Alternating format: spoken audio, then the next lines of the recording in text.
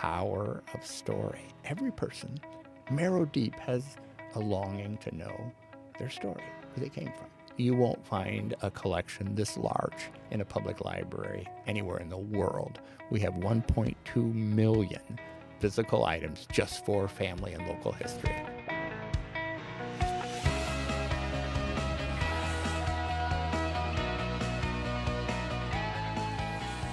You're listening to the NEI Pioneer Podcast.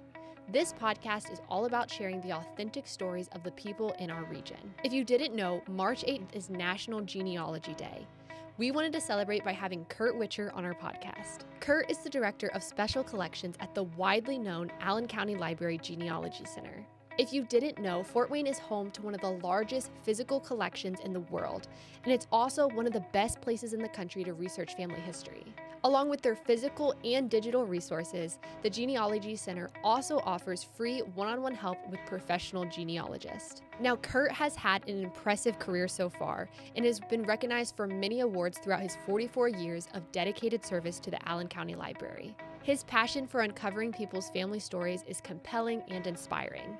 All of that to say, this is a very interesting and insightful episode. If you're interested in more stories like this one, be sure to follow us so that you can stay up to date on our latest episodes. Now let's jump into today's episode. Curt, welcome to the NEI Pioneer Podcast. We're so excited to have you today. I'm excited to jump into this conversation. I'm somebody that loves a public library, loves to use all the resources I can that the community gives me. So I'm excited to jump into this with you. Well, I'm excited to be here. Thank you very much. So just to start off, if the viewers don't know who you are and what you do, can you give a brief intro into who you are, what you do, what your job title is, things you do day to day? Absolutely. I'm so pleased for my entire professional career, with a few little exceptions at the very beginning. I've been at the Allen County Public Library in the Genealogy Center. Wow. I'm currently the Director of Special Collections, which really, at the end of the day, means I have all the fun. So I get to work with the team in the Genealogy Center that helps people find their stories, which is really awesome, really just an awesome thing to do. We also curate one of the biggest collections of Lincoln material in our Roland Center. So as Director of Special Collections, I kind of have a foot in both worlds, the Lincolniac world and the genealogy world. And I've been with the library over 4 decades. So I started when I was 5. Yes, of course, Yeah, of course. absolutely. Very young, started your career. That's really cool. What leads somebody, or I guess what leads yourself into the world of genealogy or working at the library? Well, what led me to the library was really a misplaced early career thought that I wanted to be a teacher. And so I actually spent a little bit of time at St. Catherine's Indian School in Santa Fe, and it was like, oh my goodness, this is like work. I'm not going to do this the rest of my life. I'm not going to work the rest of my life. So I took a break from that and just got a little job at the library.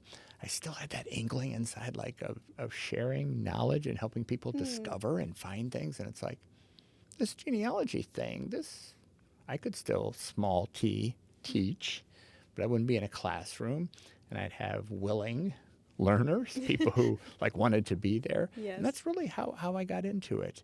I am a history nerd from early days. So if you want to see a living nerd, that's me, a history nerd. I love to read history.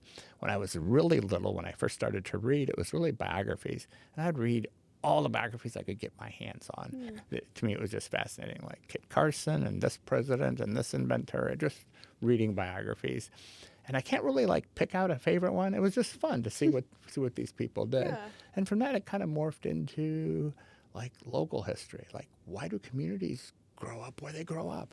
Why does where my paternal and maternal family come from, Jasper, Indiana, why did 4 generations on both of my family sides decide to live in Jasper? I mean, it's not a bustling metropolis. What draws people to Jasper? Or any community anywhere in the entire country, in the entire world. I'm still fascinated by that. And there are some interesting historical trends, migration patterns, chain migration, all that stuff kind of directs and determines who lives here, what churches are here, what people do for a living. And to me, that's always fascinating. That is really cool. I never would have thought of like that desire to teach things to people and help people discover Right. things, equating that to what you do now. That's a cool parallel. Did you have anybody in your family that was really into history things or interested in those kind of things, or were you kind of the only one in your family that was, man, I really want to read a biography, I don't want to read a fiction book? Right. So I think I was an outlier in my family. I think some of my siblings enjoyed history, but enjoyed mystery as much as history. So, I mean, that was cool. What actually got me interested in my own family history wasn't that anyone in my family was doing it. It's because they weren't doing it. In fact, refused to even talk about it. And, as a young person, it's like, so your parents are like, nah, don't want to talk about it. No, not going to tell you about my parents and my grandparents, which were my great grandparents. And so as a kid, or even as a young person, you think, I wonder what's going on there. I wonder what they're hiding. I wonder what they don't want me to know. Exactly. So that really spurred my interest in trying to discover my own story. And there was a story there, and there was a reason why.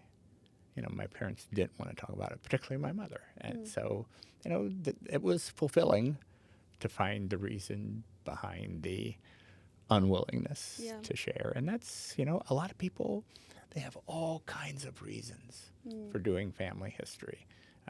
There's at least a half a dozen really key reasons why. And one of them is just because I just want to know. Yeah.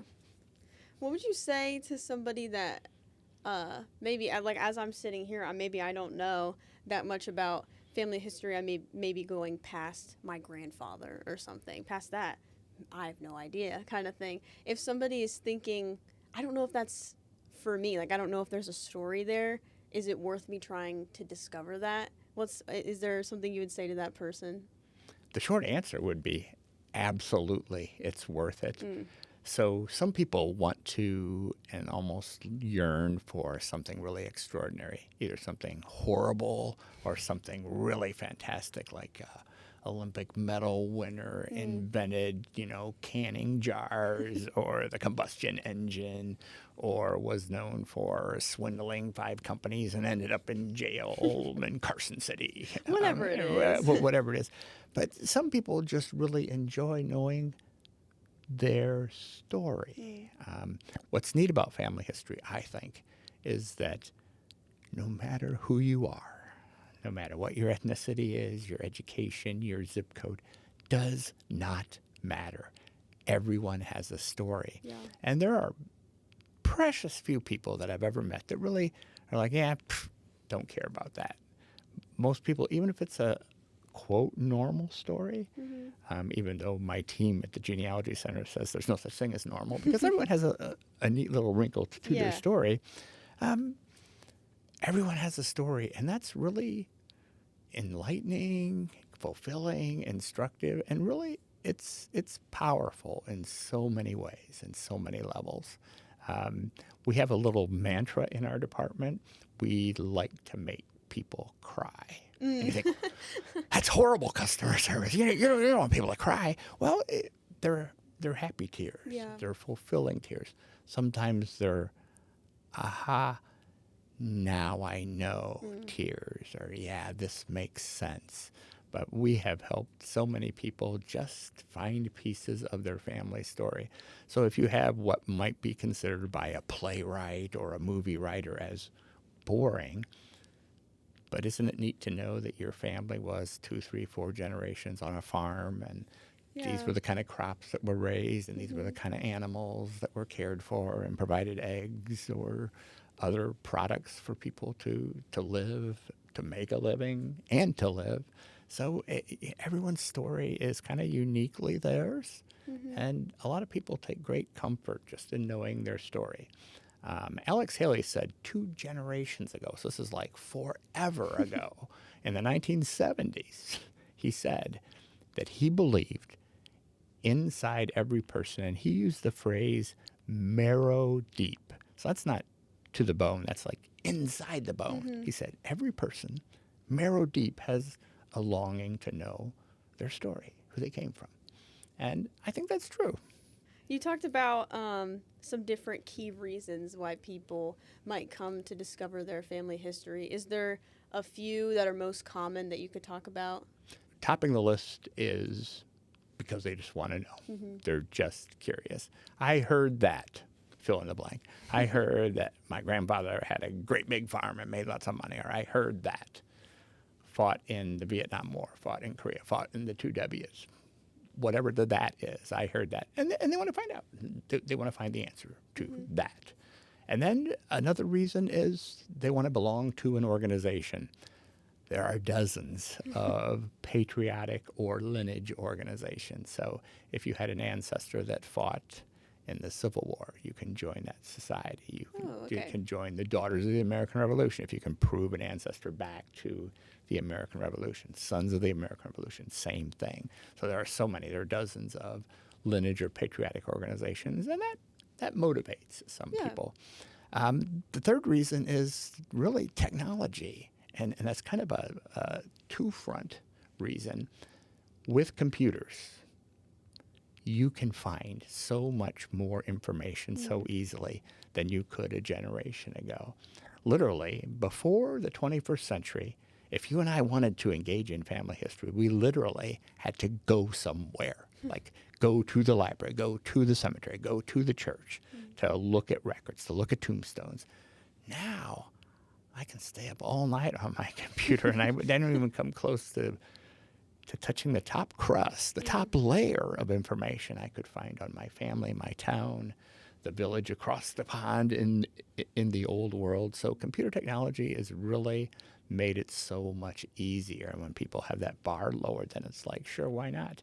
And when you're watching network news and you see all these Ancestry.com commercials that come on, Ancestry has 60 billion searchable records. Wow. That's a lot of records, and you can literally get lost That is crazy. searching for various lines, and you can find a lot.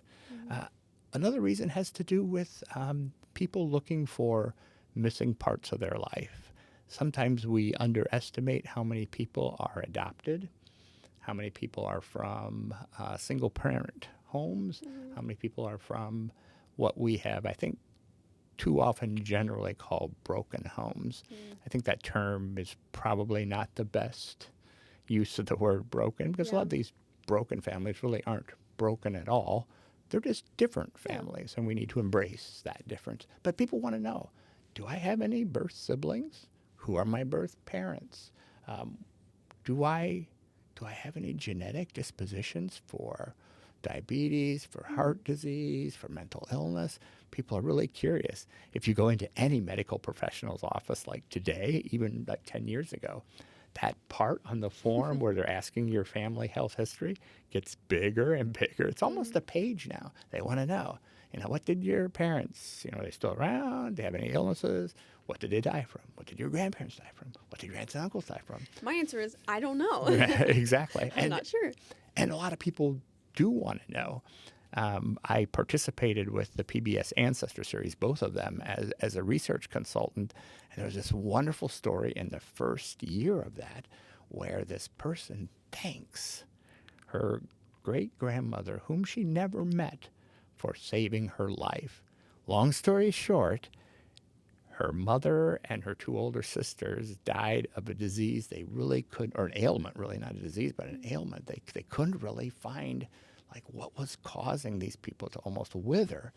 And so she started researching her family health history, and she found in her great-grandmother's death certificate an obscure note that the doctor or the person who was filling out the certificate wrote.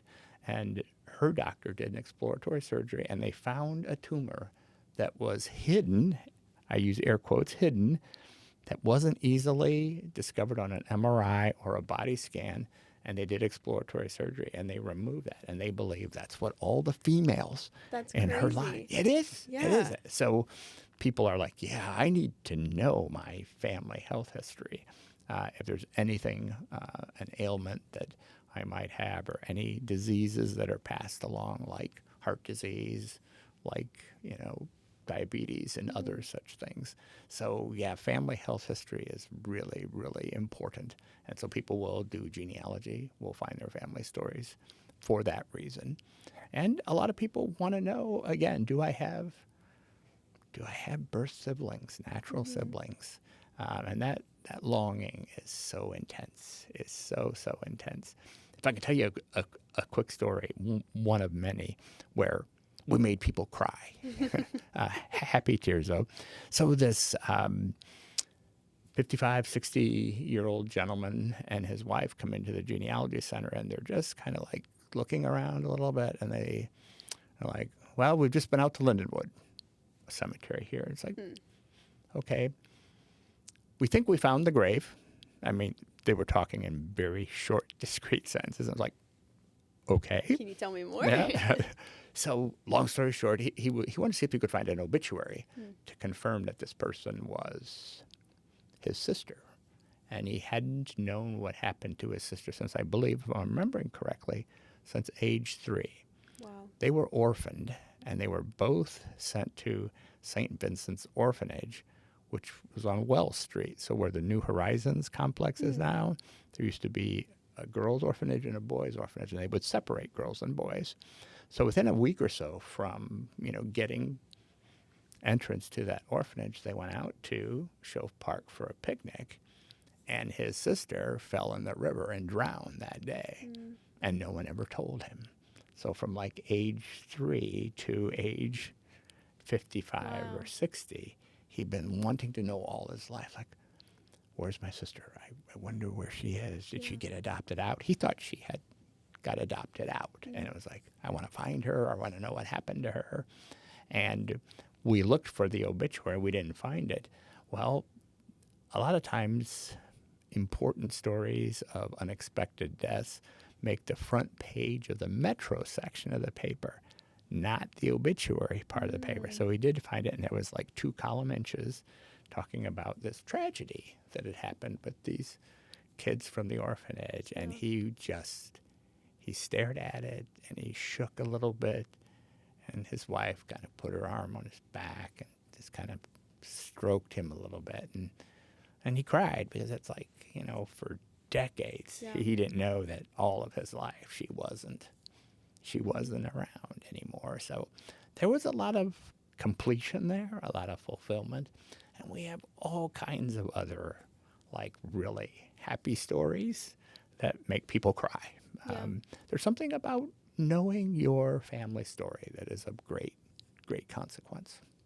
And what is it like, too, in those situations where obviously it is nice, like you said, that there is completion there. He knows, what happened to her ultimately, but it is a sad thing. Like, maybe he was hoping that he could find her tomorrow or something, right, once he figures out about her. What is it like to sit with people when they get some news that it's not so happy? Well, it really is very person dependent. You could tell that he and his spouse had a really good relationship. Yeah. But I believe that he was very satisfied to know. And I think that's really the most key word, being emotionally and intellectually satisfied by finding your story. We've had high schoolers from the collar counties come in on research trips. I remember this junior in high school. This was just before the pandemic, so 5 years ago. He was so excited because he found his grandfather, a Vietnam vet. He found his grandfather's obituary, and there was a cross next to his name, which meant he was Christian, and he was reading the obituary, and he was just geeked to the moon to know.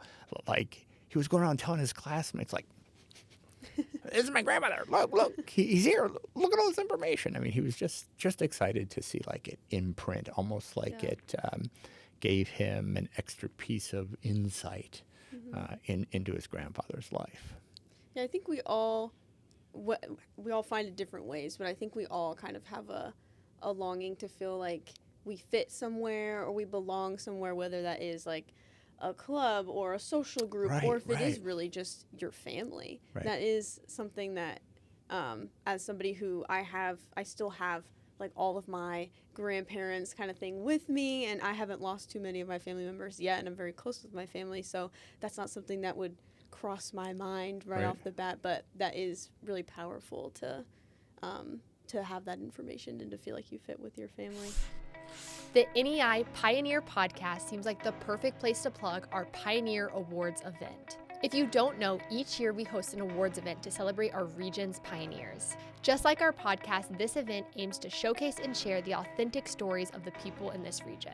Now, this is a community-involved event. We had open nominations in the fall, and now we have our category finalists. This spring, we will have community voting, which is where you can get involved to vote on our category winners. Then we'll be followed by the event where we will announce the 2025 Pioneer of the Year. If you're in the Northeast Indiana region, we'll encourage you to go to pioneerstartshere.com to learn more about this event and how you can get involved. Again, that's pioneerstartshere.com. Now, let's get back into the podcast. So, kind of talking about the reasons why people would come in, maybe the types of people, seems like a wide range for sure. Yeah. Would you say that really the question is, how far do people come from around the state or the country, even anything like that, to see the resources at the Allen County Public Library Genealogy Center? So we get people literally from all over the world. Wow. The prominent group comes from North America. It's kind of like a concentric circle, if you will. So Northeast Indiana, Northwest Ohio, Southeast Michigan, sort of that big circle with Fort Wayne in the middle. We get a lot of groups from Indianapolis as well and from South Bend. So there's a heavy concentration of that, what we call the tri-state area, those regions. But we also get people literally every week who travel from California, who travel from the southern states, from Florida, from New England, from the Massachusetts area. So there's really what we call the trifecta of service in the Genealogy Center. And it's really appealing to people. And we keep that sort of as our North Star all the time, because that's really what pays in the 21st century. One, we have a phenomenal collection. You won't find a collection this large in a public library anywhere in the world. We have 1.2 million physical items just for family and local history. That's crazy. Yeah, it is. It's like, wow. And so people know about that, and they come for that. We have digitized all that we can, or working toward all that we can, but that's like less than 10% of our collection because of copyright and other restrictions. So there's a lot online. 1.2 million physical items. Secondly, we license some of the biggest and the best databases. So we have like 26 databases. The highlighters are like Ancestry.com, Find My Past, My Heritage. Those are the big kahuna databases, the ones that have tens of billions of records and that have all kinds of algorithms that help you. Like if this person's of interest to you, you might want to check out these other 5 people over here. Cool. So there's relationship linking and building. So you can be geeked out for a long time with those. But then we have a lot of minor databases. So physical collection, and then the actual online databases that if you and I tried to license those, we'd spend a couple $1,000s a year to license those individually. But go to the Genealogy Center, free access as long as you're in the Genealogy Center. And then the third piece I think that's really consequential is we have 8 dedicated librarians that are dedicated to you finding your story. And so we greet everyone that comes in. We want to help you find your story. We're not sort of the traditional stereotypical point and shoot reference of, generations ago. Like, go sit down, click on Ancestry, do some searching. It's like, what are you looking for today? Yeah. Oh, you're looking in Eastern Kentucky. Well, do you know what county in particular? And here, let's do a couple searches on Ancestry. Does any of this look familiar to you? And it just gets people, it lowers that intimidation factor. And it gets people like beginning to think like, you care about my research? Well, here, let's go. And I think that combination, that trifecta, attracts a lot of people. And a number of organizations are interested in coming to Fort Wayne because of that. So in August of this year, we're going to be hosting the International Association of Jewish Genealogical Societies conference. There'll be 1,000 to 1,200 people here in Fort Wayne for 5 days. Wow. From literally all over North America, Poland, the British Isles, and Eastern Europe, who are here to figure out some more strategies for finding their family stories. That's really cool. It's cool that such an incredible resource, but it's also bringing in, it's good for our community, but it's also bringing in other people from other communities, which is really, really, really cool. Absolutely. Yeah. Absolutely. So you're talking about the huge collection of physical items and then also the online databases that you guys reference. How do you and have you guys gotten those resources? Like, where do the physical items come from, and how do they get into your hands, and where they go from there? Yeah, that's a great question. So the shortest answer is yes. How did they get into our hands? Yes. They do get to us. Right. So one of the neat things about our library system is that there has been since 1961, which is like, again, forever ago, a real dedication to this collection as being important. Way back in the dark ages, and we don't need to spend too much time on that, but there was a library director at that time who thought that genealogists were a discriminated class of library patrons because they're atypical or not normal patrons. A normal patron will come in with one information need. They want to tune up a 67 Chevy. They want to redecorate their house. They want to do an organic garden. They want to learn how to blog. They want to do something in our maker lab, in our studios. They do it and they leave. Well, genealogists are sort of like the flip of that. They come, they stay all day, they ask lots of questions, they use lots of resources. And you would think that a public library, like, we want people to ask questions. We want people to use our resources, right? Yeah. Well, most public library staff, not ours, but most around the country, were trained like, oh, here they are, those genealogists who ask lots of questions and use lots of stuff. So it was like a match to dry wood when that library director in 61 started the Genealogy Center, because it was like, wow, here's a place that like really wants us and really will maybe kind of sort of serve us and attend to our needs. So the collection grew through a lot of donations. And what's neat about our library, opposed to a lot of other public libraries, the Genealogy Center has an equal part of the resource pie, the material buying pie, as other departments. In most public libraries, the Genealogy Center or the Genealogy Collection or the Local History Room is like a part of adult services. In our pie, it's adult services and teens and genealogy. So we get a really respectable piece of the resource pie. Equal to that, though, are the number of donations. When people have a good experience at our library, they want to donate their family history that they've researched. When people are actually going around the country, either online going around the country or physically going around the country collecting items, they will donate those items when they're done with them. So we have a lot of people donating. And then with technology, we have 5 different digitizing streams that we support through the Genealogy Center. So if they loan us material, we'll put it in the right digitizing stream to get the best quality scanned image, less harm, the least harm possible to the entity, get it back to the person who loaned it to us. So we add thousands, tens of thousands of pages of information every month through our digitizing efforts. So yeah, it's all that. It's really acquisitions, cool. It's donations, and it's loans for us to digitize. What types of items do you guys get? Obviously, maybe like birth certificates, things like that. But what's like a couple uncommon or things that we might not think of that would be there that do come in?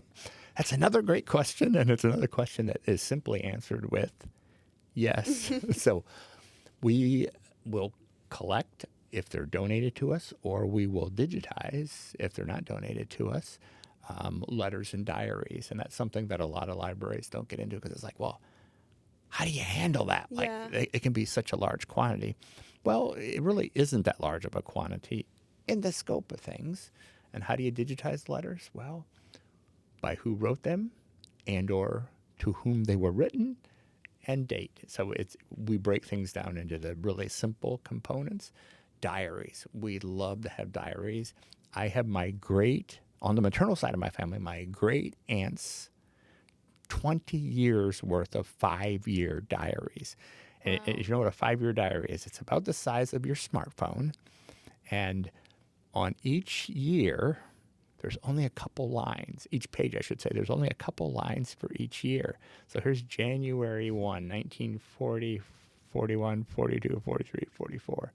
And they write whether, who came to visit, went to church. And it seems like that's really boring. Like there's no genealogical information there except when they mention birthdays and deaths and going to visit a family who's lost someone, a cousin, another relative.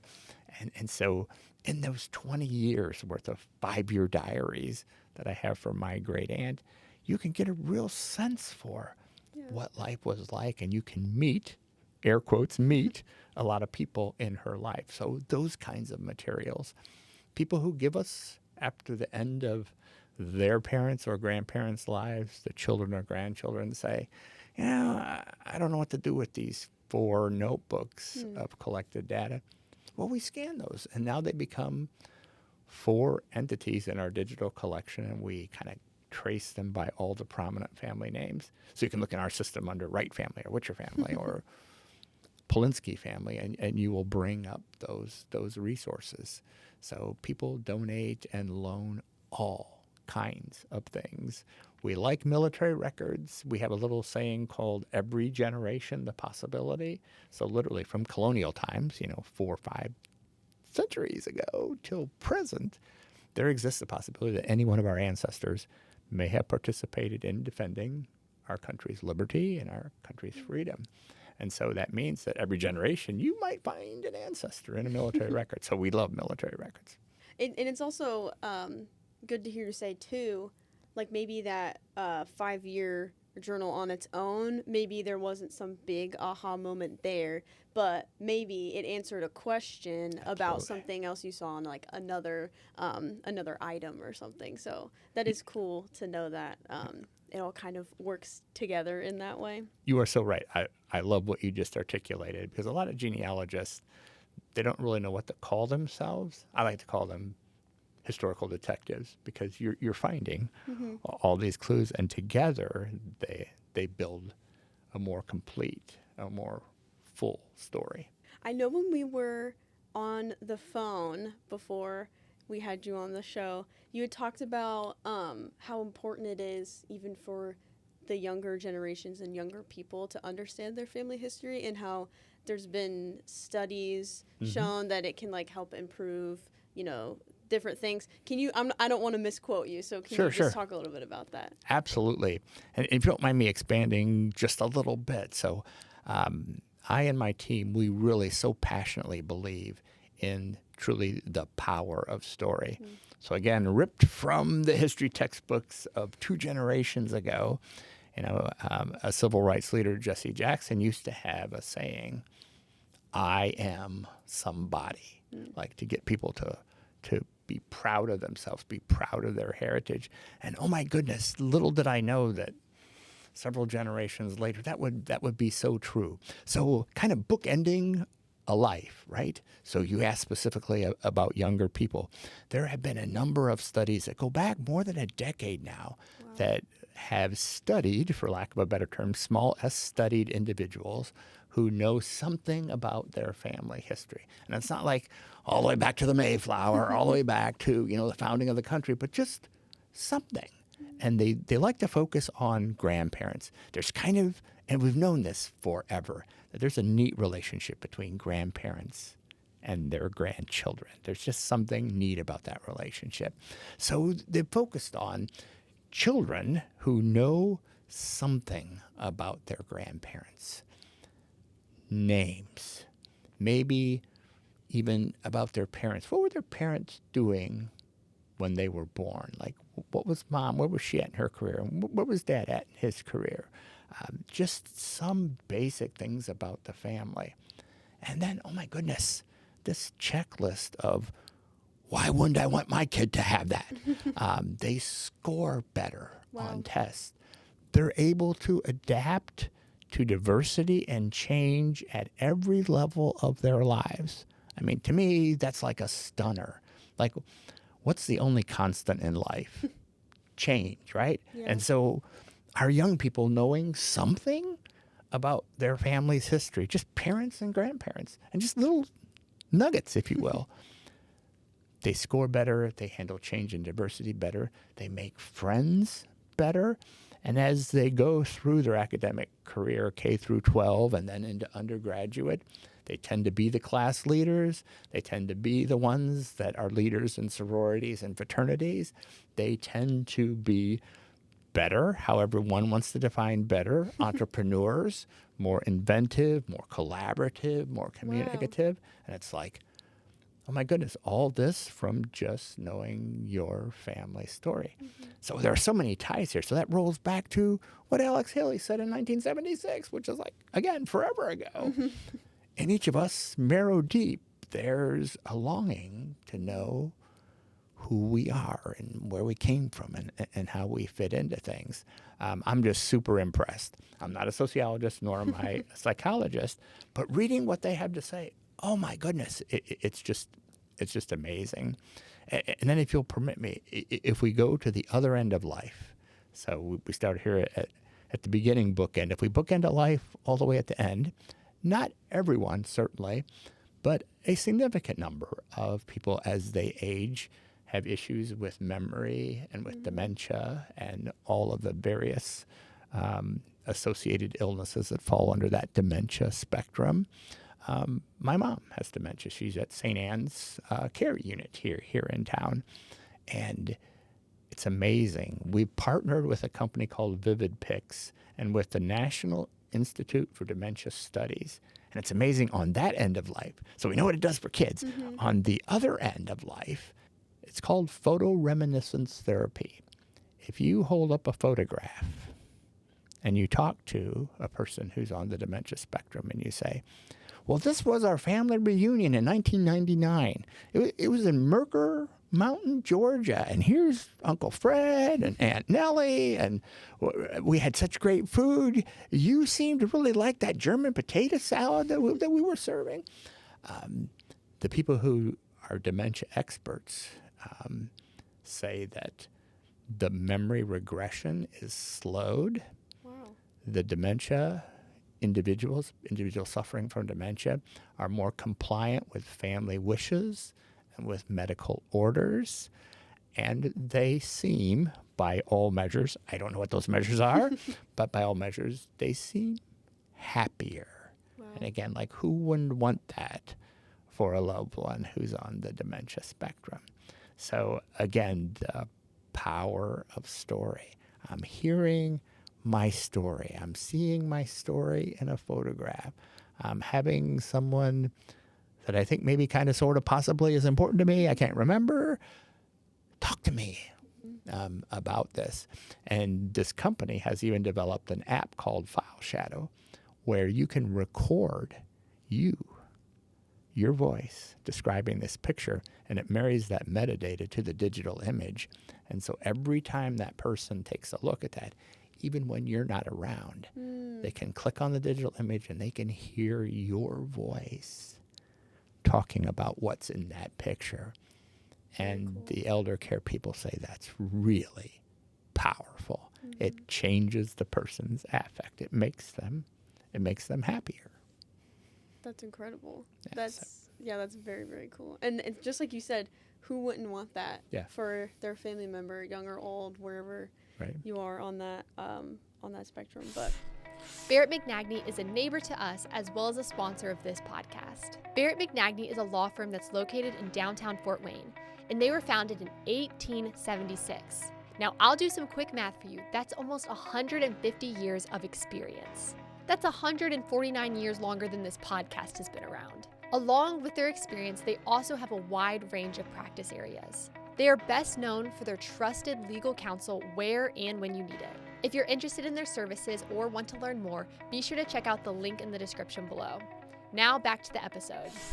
I was looking on you guys' Facebook in particular. Mm-hmm. And I was seeing some different online events that were being scheduled and things like that. If somebody wants to be a part of those, what does that look like? Great question. We like to just put out as often as we can, genealogycenter.org. That's our website, just genealogycenter, no dots or spaces, .org. At the bottom part of our main page, you can see a list of programs. These are virtual free programs. We offer 2 every week, and we've been doing it since 2020. Sort of we use the lemon of the pandemic to create some really awesome lemonade by offering these virtual classes on everything from how to get started, how to interpret your DNA results, how to do an oral history interview, how to research in Ireland, what townlands in Ireland you might want to look at, what are some of the special German language publications. So it covers the waterfront. And our YouTube channel has almost 400 recorded classes like these that we offer live via Zoom every week, twice a week. So even if you missed one from before, you can still watch it on the YouTube. Yeah. That's really cool. Yeah, we've had almost 30,000 views of our videos on YouTube. Wow. So it wanna has a little bit know. of traction. Absolutely. Absolutely. They want to figure it out. Yeah. And it's cool, too, that you're doing very specific courses and classes on those things, because somebody may have already done all the, I know how to get started kind of part, exactly. but maybe exactly. they are really interested in one thing in particular, which is very cool. So if somebody listens to this podcast and they say, wow, I'm really interested in finding out my family history, what would you say is their first next step? If they've never done family history before, 1, talk to living relatives, even if they're younger than you are. Just see if anyone has some names and some places where people went to school, where they lived, where they were married, where they farmed, where they started a business, where they ran a gasoline station back in the day. I mean, anything that puts a person in a place during a particular time.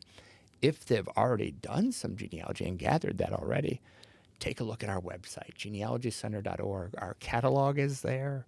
Our free databases are there. There's a lot of free stuff, pardon the technical term stuff. There's a lot of free stuff on our website that can help them. And literally throughout the entire website are email links, a consultation form that you can click on and fill out.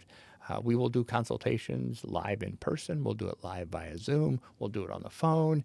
We have done sort of chat consultations. The library as a whole is going to launch a chat service this year, so that will even enhance that offering. So, there are all kinds of ways. I would say whatever way you're comfortable getting in touch with us. But we really like the idea of having some one-on-one time. And we've got a great team of librarians who will give you ideas and take a look at where you are at and make specific suggestions instead of, go over here and look in Missouri books because you got a Missouri family. It's like, no, your family's from Adair County, Missouri, and you already have them in the vital records. Have you looked at church records or school records or tax records? So very specific assistance, not just general broad brush. Yeah, and I think you said it before, too. It takes some of that intimidation factor down, too. Absolutely. When it's, you don't have to just bumble around on the internet by yourself. Somebody's going to help walk you through that. So, okay, I think we're going to get into the rapid wrap-up questions. Sure. Do you have a favorite book? And then, if they're different, is there a book that you always recommend? If they're the same, then that's fine. So I do have a favorite book. It's both a kid's book and an adult book. It's called The Little Prince. Love it for all kinds of reasons. We could talk an hour about that. So, the Little Prince. There really isn't a book that I always recommend because always is a really long time. So a book that I like a lot and that when people are interested in stories and other people's stories, and they're just little snippets.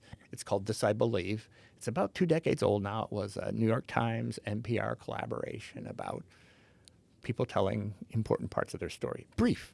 Really brief. It's a quick, easy read, so it's not like something, oh my gosh, I'm going to have to devote 6 hours to this. It's a pick up, put down kind of a read, and it's just kind of inspirational and instructive. Yeah, that's cool. Do you prefer a physical book or an audio book? So the answer is really yes. I think I've done that answer several times. So I know this sounds like over the top, but on my iPad I have over 200 books. And so I love to take that on trips. I'll be taking a trip soon, and this thin little iPad. There's 200 books there. So if I'm tired this time, and I probably have 17 to 20 of them that I've started in one way or another. When I'm at home, when I'm in my living room, when I'm in the family room, I like physical books. When I'm at home, when I'm not on the road, it's just, I don't know. Maybe it's just the feel of it, the turn the page as opposed to poke the button. It's just different. Like them both. I really can't see a world where it's one or the other, but that's just me. No, I agree. I have a Kindle, like an e-reader, and it's the same way. When I'm traveling, you can't beat that. Yeah. I can have several on there, and even if I finish one on the plane, I can immediately start another one. I don't have to bring a bunch of books. But then it's also, if you have friends that you want to loan a book to, sometimes the digital ones, you can't really do that, so having the physical one is nice. So I'm with you there. There's context for both of them. Do you have a favorite weekend activity in Northeast Indiana? Yes. I love having lunch with friends all around Northeast Indiana. There are great places in Auburn. There are great places in Fort Wayne. There are great places in Columbia City. And it's even nice to just discover, so let's do a 3-hour lunch. And most of it, maybe 60, 75 minutes is actually eating. But the rest of the time is, where would you like to go? Well, let's buzz up to Angola and see if there's anything new around the square there. Yeah. I probably like to eat more than I should, but I enjoy the local restaurants. I really enjoy the local restaurants and seeing what's coming up, and what better way to do than to share that with family and friends. Yeah. One of my 4 sons lives in town, and Sunday evening, it's just great to well, where do we want to go now? It's have we gone to Nawa? Let's go back to Nawa. Love those local places. Everybody's got to eat, so you might as well try something new. What do you think is the most underrated library resource? So something that maybe people don't think of as often, but it's actually really, really helpful. When I looked at that question, I've looked at that question so many times. Our library is really heavily loved and heavily used. But if I had to pick something, I would say it's the staff. I don't think our patrons really appreciate. You can ask them anything. It's not just help me find this book or tell me about the programs, the public programs you have. But, I'm really struggling with a business plan. Yeah, I've gotten some classes at the NIC. I've had a mentor, but, do you have any other resources? Or, I hate high school. I don't like term papers, and now I'm on Shakespeare, and I can't read it. I can't understand it. Can you help me? It's amazing what professionals throughout the entire system, whether you're in a rural branch, some of our rural branches, their staff are just outstanding. They're kind of the library to that community. Yeah. Monroeville, he is the library to his community. They just do such awesome service, and they can find almost any answer you want to ask them. Wow. And I think sometimes there's not that full appreciation. You're never really stuck. You may want to choose your own independent course of finding an answer or of engaging in something, but if you're tired of being frustrated, ask a librarian. Yeah, and that's encouraging to hear from you to say that, because maybe somebody is walking in there and they're thinking they don't want to bother somebody that's working. Oh, I have other things to do. I don't need to bother them with my questions or whatever. But hearing you say, no, they want to help, and they're excited to, and that's what they're there for. So if anybody's listening and you're at the library and you're concerned if you should ask, go ahead and ask. Absolutely. I love what you just said. We hear that so often. Excuse me, I'm sorry to interrupt you, but it's no. Please interrupt me. That's why we're here. Yeah. Absolutely. That's very cool. Okay, well, Curt, this was such a good time. I really enjoyed getting to hear about your story and about the Genealogy Center and all of the resources. If you're interested in learning about your family history or any of the resources that we talked about today, go to their website and talk to them, and be sure to ask questions. You're not bothering them. Thank you for watching this episode of the NEI Pioneer Podcast. You can find us on Spotify, Apple Podcasts, our YouTube channel, of course, pioneerstartshere.com, all of those places. Follow us on social media, and we'll see you in the next one. Thank you again, Curt. Thank you.